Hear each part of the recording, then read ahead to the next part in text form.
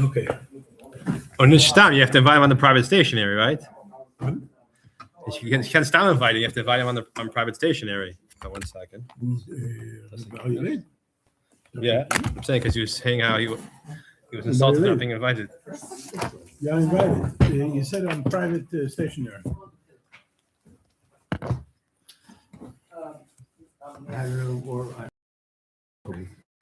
Mazel tov. Mazel tov. More. Okay, so tonight mitzvos leisa says part 2, mitzvos 123 through 244, right? Mm-hmm. All right. Okay, page 92 in that Rambam.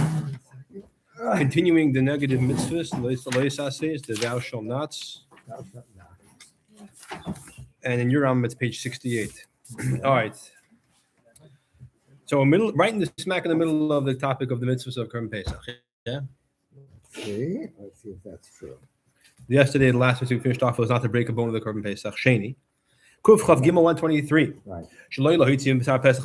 Not to remove any meat from the Korban Pesach from the group, and how to define the group and its borders. We'll learn. It says do not remove from the house or whatever context. If you're doing it in the park, right? It's not a house, but we'll see how that's defined. Kuf Chav Dalet. You did it in the park? You can say an Indian. So the asas b'shirei menachas chametz not to let any. Remember after you offer up on the mizbeach the parts, the kmitz, whatever goes in the mizbeach, whatever remains by the person should not become allowed to become chametz. Remember it says l'isaf chametz chalkum, not let the portion become chametz. What do? You have to make sure it burns before. Well, you have to make sure you eat it before usually. Yeah. Kuf chafei shalachol b'sar pesach namavushol. No, but you want before. Oh, sorry. Yeah, that's carbon. No, not the Korban Pesach, right? In general, right? That's in general speaking of the concept of grain karbonis, and therefore there are whatever after you put the kmitz on the mizbeach, the rest has to be burnt. It's funny that I'm put this in the halachas of Pesach, even though it's not Pesach related, but it's chametz and matzah related. Okay, kuf chafei shalachol b'sar pesach namavushol. Do not eat the meat of the Korban Pesach medium rare or cooked in water. Has to be roasted dafke. Jim, it says like use a notorious, right? By the fancy schmancy restaurants, you order $1,000 steak, you want it well done. And we're just like, these people don't know how to eat meat. You have to. Shem, you have more hasagas than most of us. Do not eat it from a medium rare or cooked in water. Do not allow the Korban Pesach to be eaten by a ger, even if he's a ger Teishav, a guy who's allowed to live in Eretz Yisrael. He's still not. Shem, it says a resident or a if he's working for a yid, he's hired help. A live-in nanny, like have a suffix, not allowed. Even though under the jurisdiction of a yid, you cannot not eat from the Korban Pesach or hekesh b'chlal. A person without a bris milah may not eat from the Korban Pesach, even though it's not his fault. He had 3 brothers before him who died for bris milah. Even 2, right? Exactly. Shem, it says any uncircumcised person may not eat from it. We may not feed the meat. That was the mitzvah is addressed to the frum yid, not probably. So, but I don't see you. Don't worry. So, not to feed the meat of the Korban Pesach to a yid who is converted to avodah zarah. Now, the mitzvah is not if a person worships avodah zarah, not he shouldn't eat the Korban Pesach. The mitzvah is not addressed to him because he lavdafka cares. Shema, it says, "Kol ben any foreigner may not eat from it." Pashut pshat in the pasuk is a foreigner is a goy. Kalema, we learned the pasuk to say, "Yisol shenilvol of necha," a yid who has become attached, assimilated to the foreignness. Foreign people, he serves idols like them. He may not eat from the Korban Pesach. Some people think that Chabadniks shouldn't eat from it. Why? They think they're so that's their problem. A person should not. A person who became tamei should not eat hekesh b'chlal. It says a person who eats from the meat of the korban shlamim, if he's tamei, not good. If the carbon itself becomes tamei, you can't eat it either. Even though you're tarsh, it says the flesh touches any impurity, you have to eat it. Not to eat any meat that's been left over after the expiration date for when you're allowed to eat that carbon, depending on what kind of carbon it is. It says a person eats it, he bears his sin. That soul is cut off, etc. Not to eat pigul, which means a carbon that the kohen did one of the 4 important avodas, or the person, the sheichet, which is not lavdafka kohen, right? The person received the blood, walked to the mizbech or sprinkled it, had it with the kavanah in mind to do something in the carbon related after the appropriate time. That's called pigul. Rashi and Chumash holds you. Remember, it has to actually articulate it verbally, but the Ram doesn't say that. Okay, it's Rashi and Devar. In any event, so a person has that wrong machshava. It's called pigul, which means fadreit. mixed up. Shemet says a makav is kodesh yedach shavei. That's a big one. I believe so. I think pagloy. Distorted. Like pag means. I think that's what Rashi Chumash says. Okay. A kitzer, Shemet says a makav is pigul yel b'kares. The person who offers it, he's not considered, doesn't count. It's pigul, and it should not be counted. Kof lamed gimel shloilech chazar truma. A person not a kohen may not eat truma. It says any foreigner may not eat kodesh. Here, the word holy refers to the truma, the tithe that's given to the kohen, which includes bikurim, challah, truma, meiser, etc. A person, even if he's the resident tenant by a kohen or a ben bayasim by a kohen adopts an orphan, so you might think he's a member of the household. He's almost like a slave of a kohen could eat truma. So he's like member of the household. The answer is no. There's a special avera not to allow him to eat truma. It says even the resident or the resident tenant of a kohen and his a hired worker may not eat from it. A person who's not a bris. Yeah, a person does not have a bris. A kohen who does not have a bris may not eat truma. Shavua din l'shar kachim. And this applies to other kachim. A kavachemer, right? We learn the fact that a person. It's funny. The Rambam puts. He says that a person not a bris means cannot eat truma. This also applies. He can't eat kachim, which is a higher level of kedusha than truma. How do we know that? So the Rambam tells us what's the pasuk. So the pasuk is when we learn it from the Gezerah Shava. We learn from a Korban Pesach. We said by a Korban Pesach, a person does not have a bris, he can't eat it. As we said in Mitzvah Kuf Chav Zayin, the pasuk said, so we learn that Gezerah Shava, Korban Pesach to all kachim. And we learn Allah Sinai is not considered something that's derived from the rules of learning the psukim. It's Midivrei Seif, as the Rambam calls it.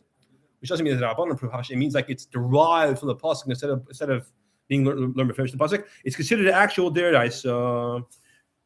The seder. You know that behemoth, you're allowed to feed a behemoth. You're allowed to feed your right, because that's considered under the property of the kohen. No. But an adopted child or a tenant by the kohen, a ben bias.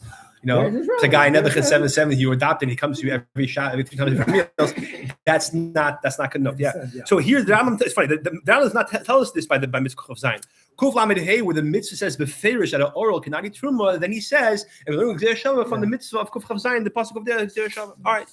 Kuf lamed vav. Shalach be a passing limit if you learn Sefer Mitzvahs while we're learning this. The Rambam has differences in Sefer Mitzvahs and the Ad Chazaka, how he learns what from which he's looking. All right. A kohen who's tummy may not eat truma. No, we said kachim. Here it says he can't eat truma. Shema, it says ish mizat. Well, here it says mizaracha, but the pasuk pasha is supposed to say mizara aharin, but you says mizara aharin.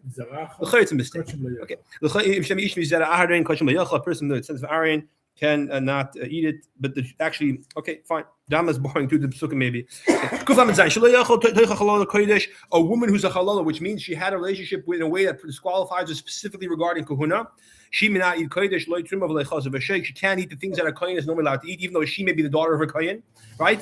But if she becomes disqualified for, as we'll see, by having the wrong relation with the wrong person, she's not allowed to eat kodesh or truma or the special chaz of a sheikh, which is the part of the carbon taida that's given to a kohen. Not allowed. Shem, it says a bas kohen kishi the shar. If a bas kohen marries a foreigner, etc. Okay.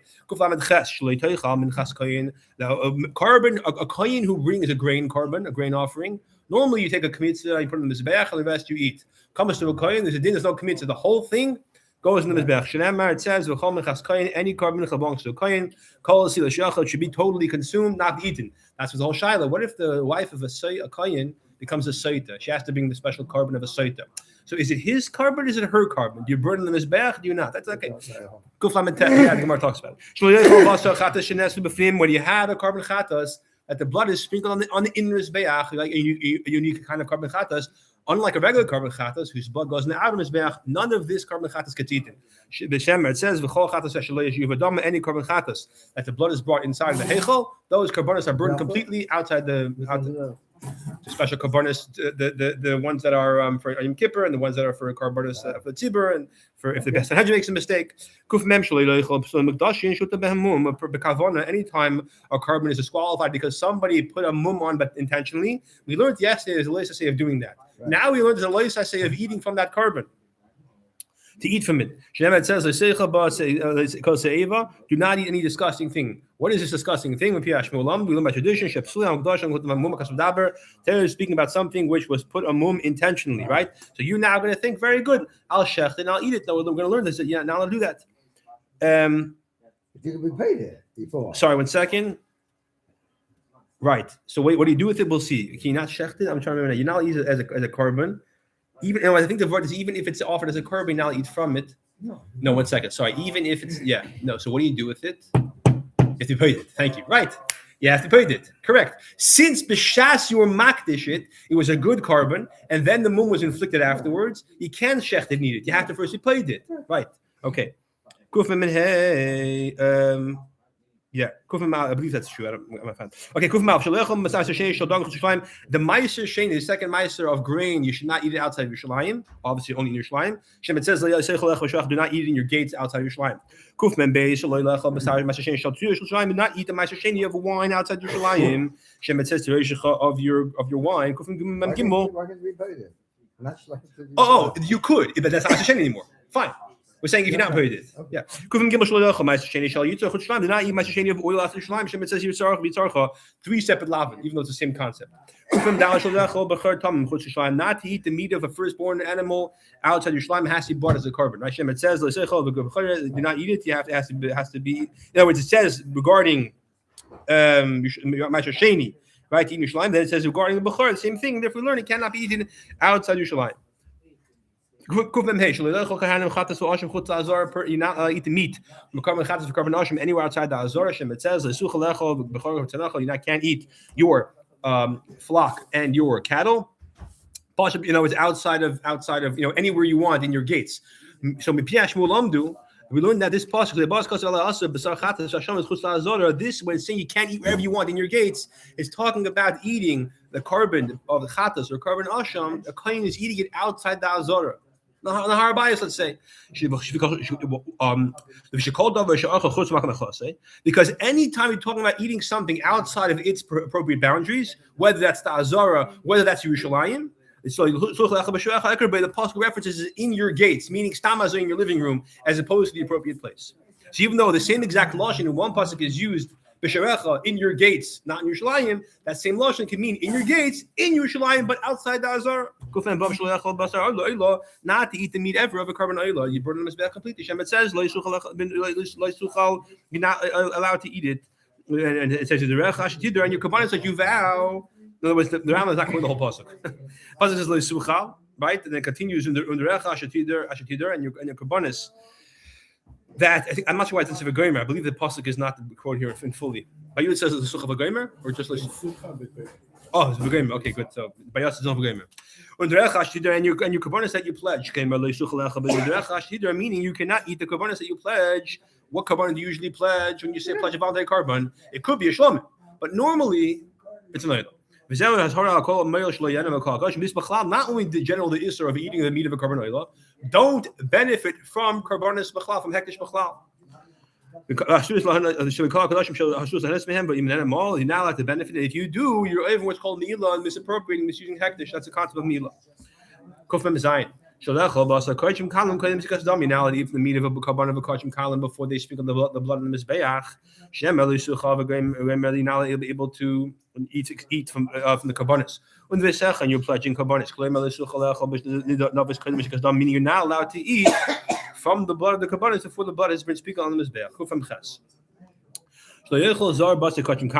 There's a special another lav not to eat from the meat of a kachim kadashim. If you are not a kohen, only kahanim can eat them. It says a foreigner cannot eat it because it's holy. Now a kachim kalim, sometimes a non-kohen could eat.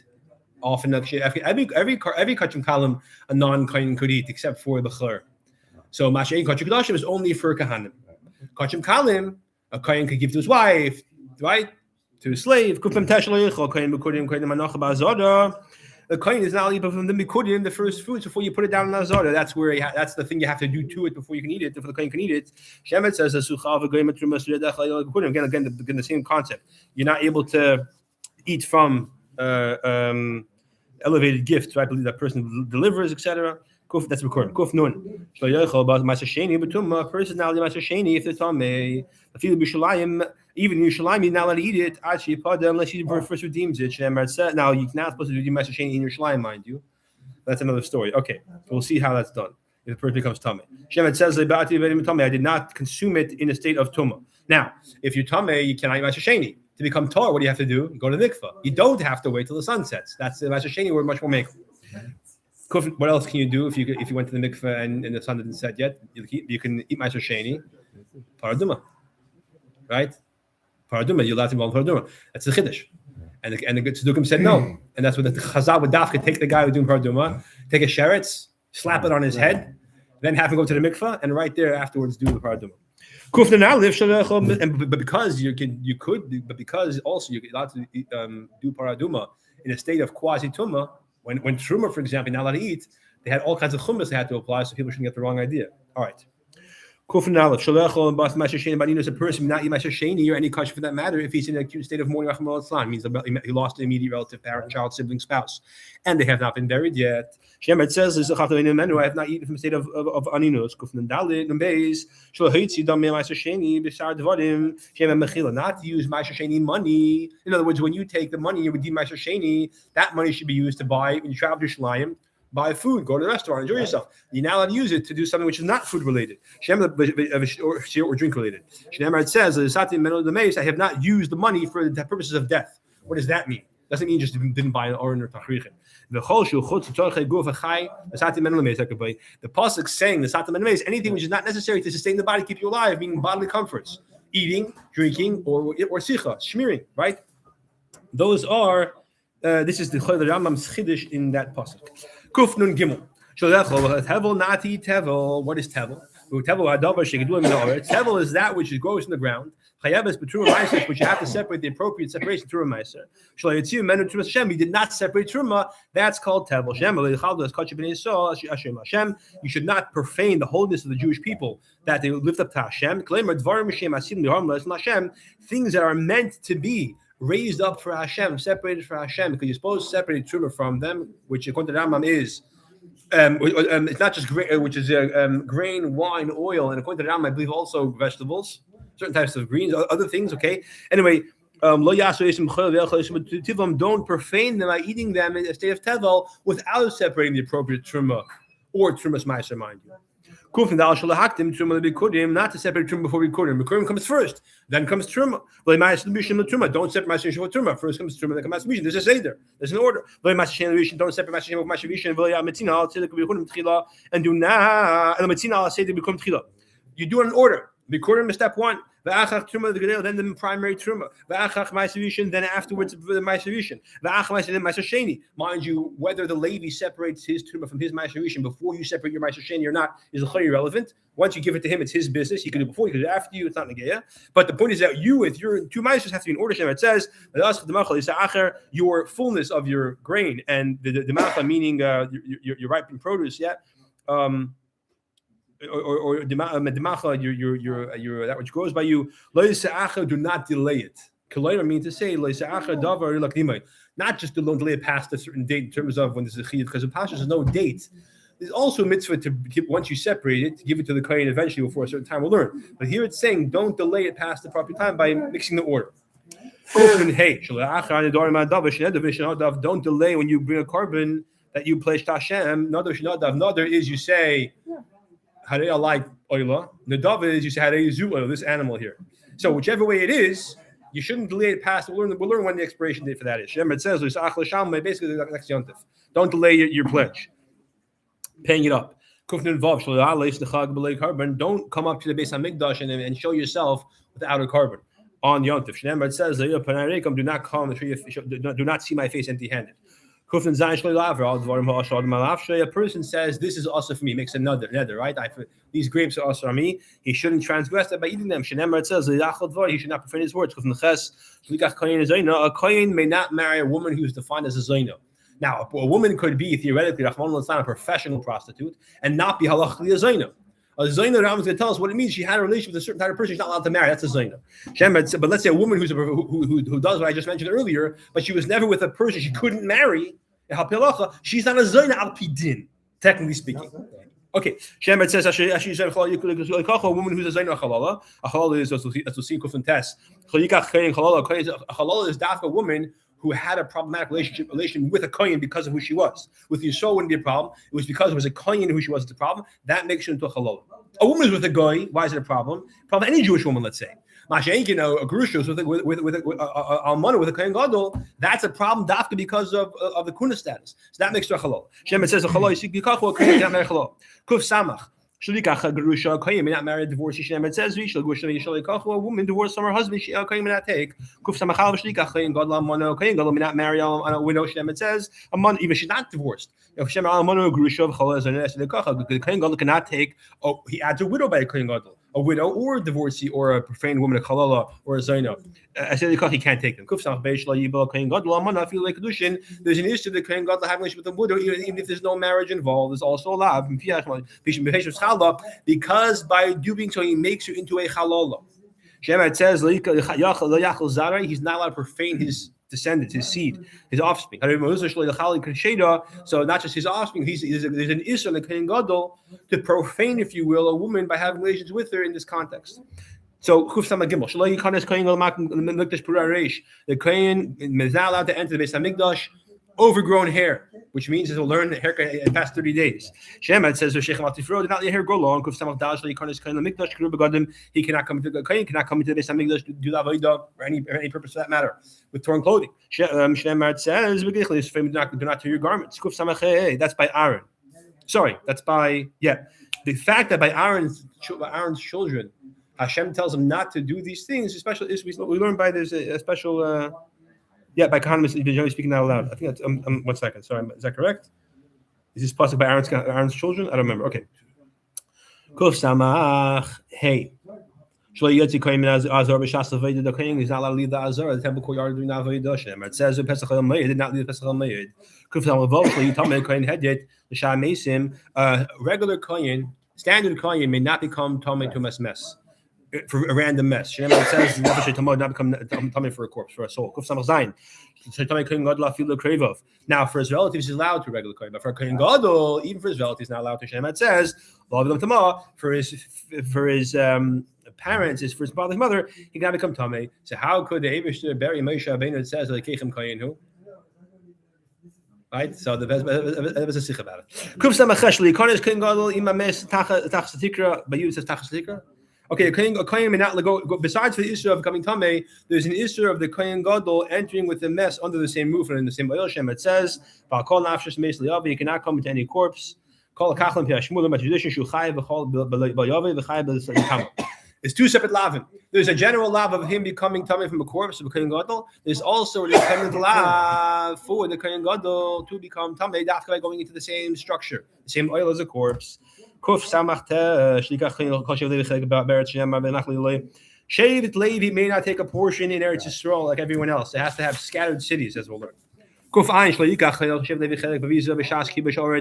I'll take a portion of the spoils of war. Mind you, they fought in the war. Pashtus. Ram learns to us about a kohen. If the kohen married a grusha, he's allowed to go back to the macham when the kohen b'shach macham makes his announcements. Right, whoever got married this year, go back, don't fight. So we say the kohen married a grusha, is he included or not? So the kahanim and Shaved Levi were part of the war. The pashtus, the mitzvah over here, but they were not allowed to take part in the spoils of war. It says the Kahanim Levim the Kahanim Levim should have a portion in the inheritance, but meaning Chelek b'Nachla. Nachla is inheritance in the land. Chelek is a portion in the spoils of war. A person, the Jew is not allowed to make a bald spot in the mourning process when you're mourning for a lost loved one. It says do not place a bald spot between your eyes or anywhere on your body for that matter, is relying out for a dead one. Not to eat impure animals, unkosher animals, as we call them. Shemet says, do not eat them from those that chew their cud because they don't have split hooves. If it doesn't have either sign. So dog tummy not to eat unkosher fish. Shemet says, some should be disgusting for you, not eating their flesh. If tummy do not eat unkosher birds, right? You know, a guy sends his mother expensive parrots from $1,000 parrot from France, from Africa, right? And he asks, he comes back, Ma, what do you think about the gift I gave you? Yeah, oh, the chicken, it was delicious. Shemet says, but it wouldn't be quiet. Something like that. He kept complaining when I put him in the pot. He's like, okay. Guy came. A guy calls the KGB. 3:00 in the morning. I want to report a missing parrot. Calling the KGB headquarters. 3:00 in the morning. Missing parrot. Call local police. No. I want to call you first and tell you I don't agree with anything my parent says. Okay. If these you should be disgusted by the bird, not kosher birds. Yeah. Oif tummy is a non-kosher bird. Sheretz oif is basically, is creepy crawling things that fly, like bugs, flies. Shemet says, call sheretz oif tummy lechem, any creepy crawling flying thing, creepy crawler of the flying insect. It's tummy for you. Go find sheretz oif. Don't eat creepy crawlers, bugs. In the earth, Shemet says, anything that creeps to the earth is disgusting. Go find zayin shlechol shemetz oretz. Don't eat that which breeds on the earth. That's like more like with bugs and different types of things that swarm on the earth, based on whether or not they degenerated spontaneously from the fruit, and then they creep on the earth afterwards. Well, that's the difference between emes aretz and sheretz aretz. We'll see in Sefer in Kachim. Kedusha. Shemet says, do not impurify, pollute your soul with that which crawls. Do not eat that which crawls, that which the bugs of the fruits. After, if you know for sure that it generated on the fruit after it was picked, in which case, while it's still in the fruit, it's not a problem. Then it crawls afterwards out into the earth. That's a problem. It says anything which crawls. Don't eat that which the bugs of the water. It says, do not disgust your souls with that which crawls. Don't eat an animal with that, even a kosher animal, a cow. Yeah, if it's a carcass, don't eat it. Because what's a shech? Hashem says, don't eat an animal which is treifa, even checked it correctly. But if the shechita does not only caused the death, because it was also going to die anyways within the year because it was sick or injured, as a treifa is. That's also Shem. It says, flesh torn in the field, do not eat. Do not eat living from live animal. Shem, it says, do not eat the flesh with the soul, with the flesh. Do not eat the sciatic nerve. Shem, it says, therefore, because therefore the Bnei Yisrael don't eat sciatic nerve. Do not eat blood, because the pasuk says don't eat any blood. How much? One place says a kazayas, one place says a revius, right? It's a stereo. Do not eat forbidden fat. It says any forbidden fats of a domesticated animal you may not eat. Do not cook milk with meat. It says do not cook a young domesticated animal in its mother's milk. Or any domesticated animal, any milk. Not eat milk that's been cooked with meat. It says second time. Pasuk says 2 times. Once to forbid eating it, once to forbid cooking it and eating it. Why the third time according to the Rambam? We'll learn. According to the Rambam doesn't say hana, right? That's a famous. Do not eat the flesh of a shur which has been stoned, meaning even if instead of stoning it, you stole it from the bezin and shechted it, you still can't eat it. It says, don't eat flesh. And in the event that it was stoned, besides being an avela, there's also the isser of this isser. Not to eat bread that's made from grain of the new crop before you bring the carbon omer. There's not a bias there. It's a shell. Or according to the Rambam, could be even roasted grain. There's three different isurim from the same harvest of grain before the carbon omer has been brought. Right. So your matzahs on the first night of Pesach, if they are from the new grain that's not from this year before the carbon omer is brought, it's a problem. Okay, so that's if it's bread, even if it's unleavened bread, roasted grain, caramel, fresh grain that's not roasted, again from the same issue from the new crop, before Pesach, meaning before the carbon omer. Basically, it says Pesach. It means basically the second day of Pesach when the carbon was brought. Shemet says, not your fresh grain. Do not eat the tree, which is the fruit, which is orla, meaning the first 3 years of the tree's life. Shemet says, for 3 years it should be blocked off for you. Do not eat it. Do not eat grapes from a vineyard which has other produce growing together with it. Shemet says,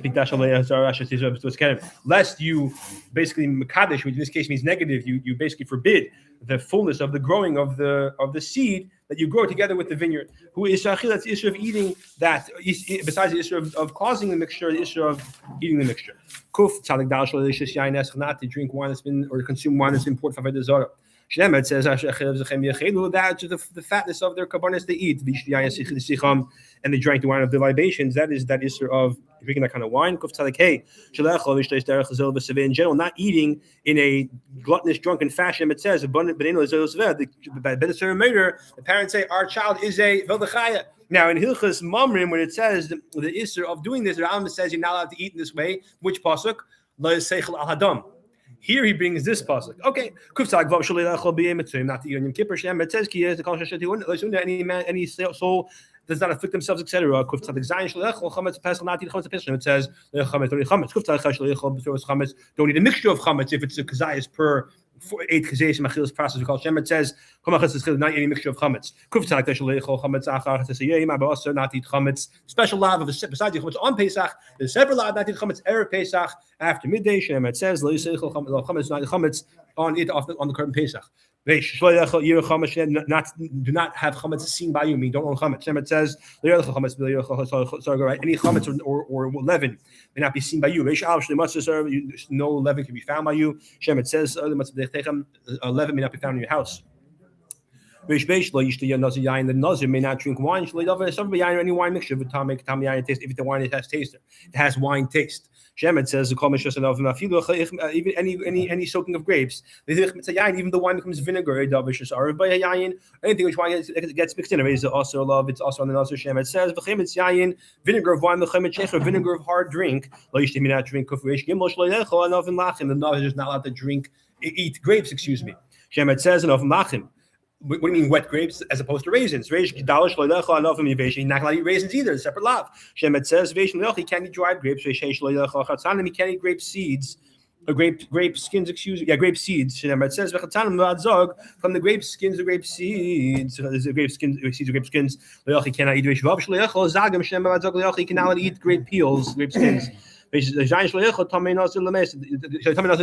nazir may not become tamei corpse tumah. It says even for his parent, he cannot become tamei.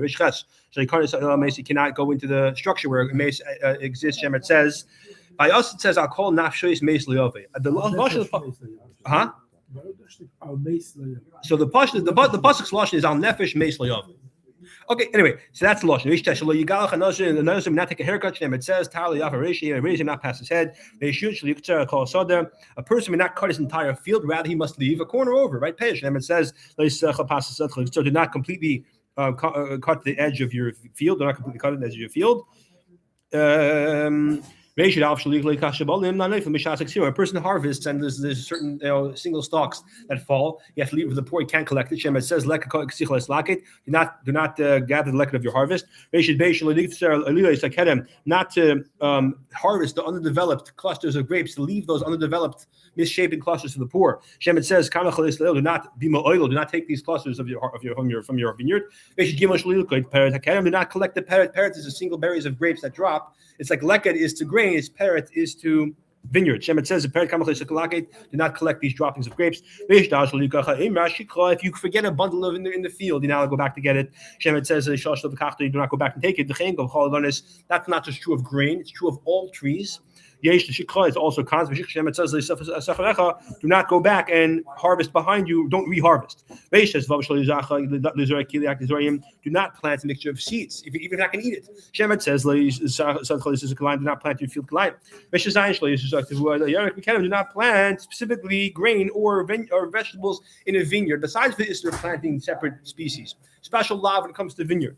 Shemet says do not plant your vineyard next species. You're not allowed to crossbreed animals. It says not crossbreed your animals.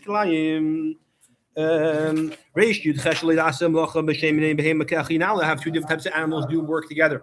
Like have a donkey and a cow pull your horse. Your ragged. It says do not thresh, do not plow with a ox and a donkey together. They should test not to muzzle an animal while it's doing work. If it's doing work, it's something which could eat from and benefit from, as opposed to if it's doing it with rocks or something or poison. Shemet says this do not muzzle an animal it's threshing. Is not to work the ground, the land during Shemitah. Shemet says not plant to field. Not to work the trees during Shemitah. Shemet says don't prune your vineyard. Not to harvest during Shemitah the way you do any year in terms of a personal property. Rather, harvest as needed to eat for yourself, but not more than anybody else. Even land belongs to you, but the fruit is public. Shemet says do not harvest that which grows on its own. Not to collect the produce of trees as you would every year as the owner. Shemet says, and don't collect the grapes as in a regular way in the terms of harvesting the grapes. And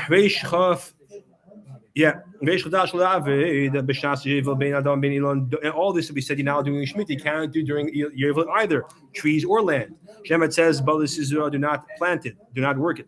Do not basically harvest the overgrowth, that which goes by itself. Even though you didn't plant it, it happened by itself. Still, you can't harvest it as the owner, only as much as you need. As you would any of your Shemet says, do not collect its overgrowth. Don't harvest its crops that grow on its own. Don't collect the produce of Yavel as you would every other year. Shemet says, do not gather the grapes that as Nizirah, that which is removed from you. Nizir, Nazir, Melashin, that which is removed from you. You're not allowed to be see yourself as the owner. The land and soil cannot be sold eternally, only till Yovel. Shemet says, the land may not be sold eternally, permanently. It's the same, not to change. In other words, when you have the Levim have their special cities in different areas in the cities for those purposes, you're not allowed to change what the purpose is, the living area from the outside of the city area. Shemet says, and the field, the outside of the field, the outskirts of the city. You're not allowed to change it. In other words, you have the area in the city where you live, the outskirts where there's, for the beauty of the city, you can't designate different parts for different purposes. You're not to forsake the Levi. Shemet says, lest you forsake the Levi. Specifically, not to give them their matanas, the part that go to them, Meiser, etc. Not to demand payment for a loan that Shemitah, the end of Shemitah comes and it's still not been repaid. Shemet says, do not press your fellow. Because of this issue of the loan being voided, you're not allowed to use that as an excuse not to lend money. Whenever it says in the pasuk Yishamer, pen or al, lest, etc. Any elements, let's say it's a rule of thumb. That's what it's saying. Generally speaking, not to just allow to refrain from lending a poor person money and giving what he needs. Do not harden your heart. Nimsa turns out. This is interesting. Whether says this shir over your dust. A person who gives tzedakah is doing a positive mitzvah. If you refrain from giving tzedakah, besides not doing that, I say is also a list. Say, okay, interesting emphasis. The Ivri goes free. You have to give him a severance package. You can't let him give him nothing. Shemet says leave him empty. No, this is the mitzvah of Oh, according to okay, I'm not sure. When a person is poor has no money to repay back, ask him just to harass him. You're not allowed to. You have to pay him. It says not be a creditor to him. Do not lend a Jewish person interest. It says do not give your money with interest. It's not to borrow on interest from another Jew. It says do not give interest to your brother. It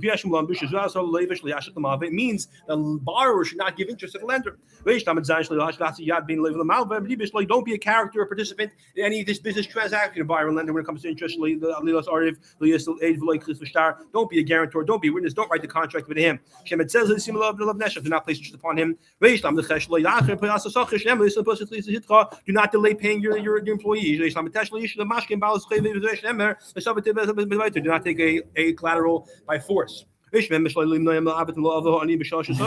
you do take collateral in the correct way, you have to not refrain from giving it back to him when he needs it. Shemet says, do not lie down with his pajamas if you've backed him. Do not lie down while his blanket is by you. If it's a night garment, give back to him at night. Do not take a collateral from a widow. Shemet says, do not take collateral the garment of a widow. Never take a collateral if it's an item which is needed for making food. Yeah, a blender. Now allowed to take a shem. It says do not take as a collateral a grinder or different types of grinders. No kidnapping. Shem it says human trafficking is not allowed. Shem it says do not steal. This is the necessity debris, referencing stealing people. Also, you're not allowed to steal money. Shem it says different pasuk. This pasuk references stealing money. Yeah.